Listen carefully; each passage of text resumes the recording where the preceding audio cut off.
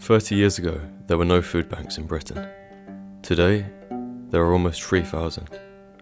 Just not able to afford enough food. They've had to go hungry. People in crisis, food poverty, the hike in fuel, energy and food prices, inflation and the cost of living. Wages haven't gone up. 2,000 food banks. 10% of children don't have access to enough food. Increasing numbers of people are using food banks. 400% increase. Records 2.5 million parcels. Soared by 73%. We're doing what we do because the state is failing to do it.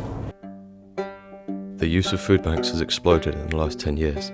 This has been a result of the increasing deprivation caused by a political programme of austerity.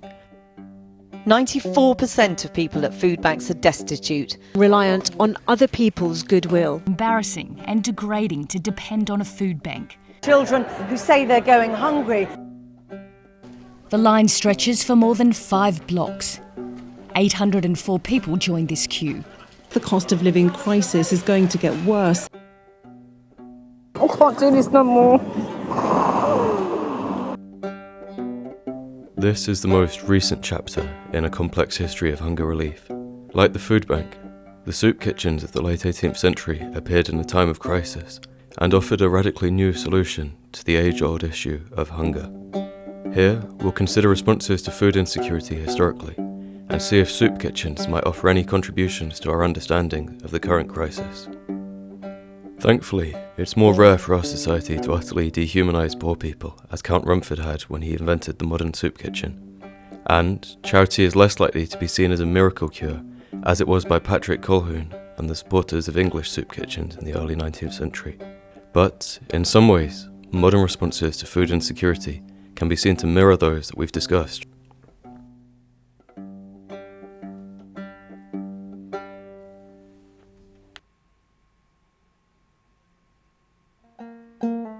The liberal ideology of the late 18th century and the austerity measures of the last decade can both be characterised by their stress on minimal government spending.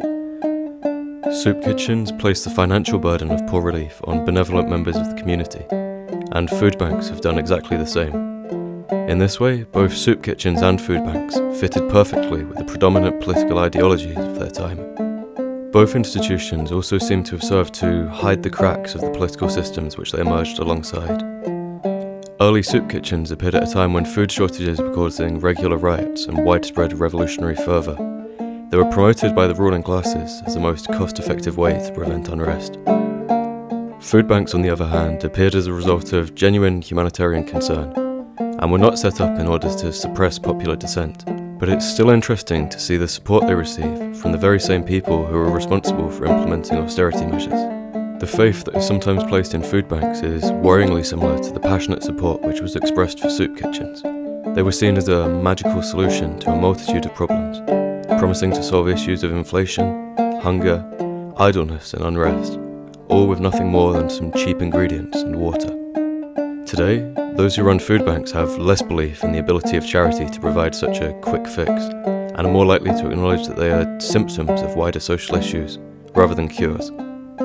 Food is still often preferred to cash donations due to long-standing paternalistic concerns over poor people being unable to manage money responsibly. The aid supplied by food charities is still referred to by some as free food handouts, with the implication of this phrasing being that any forms of free charity disincentivise proper, hard work. In practical terms, there are also some concerning similarities between both of these systems. Both require referral from a body of authority which is responsible for determining who is and isn't entitled to receive food. Neither food banks or early soup kitchens were properly equipped to provide aid to the huge numbers of people who would end up using them, meaning recipients of charity were required to wait in line, often in public. Finally, though food banks try their hardest to provide a balanced range of items, the range of food they offer is ultimately determined by what may or may not have been donated to them. Whilst food banks don't attempt to coerce their users into eating a specific meal, as early soup kitchens did, their users are still forced to accept a donation and therefore denied any choice in their diet. In both cases, all of these features help to compound the lack of dignity which is often already present amongst people who are unable to feed themselves.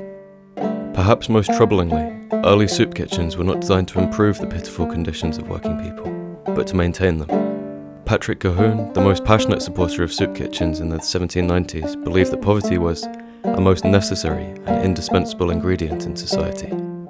Colquhoun stressed the need to prop up poverty by judicious means, and this is in essence exactly what soup kitchens did. In Britain today, food banks can be seen to play a similar role. Many food bank users are working full-time, and the charities thus serve to hide or prop up the poverty caused by insufficient wages, a dismantled welfare state, and spiralling costs of living. Thankfully, contemporary forms of food charity have come a long way since the 18th century. Food banks operate from a position of genuine humanitarian concern and treat their users with far more respect than soup kitchens had. But this study of early soup charities still draws our attention to some alarming warnings from the past. If the story of England's first soup kitchens reveals anything, it's the danger of delegating food relief to charitable institutions, which can, inadvertently, serve to prop up poverty and may mask the need for truly radical systemic change.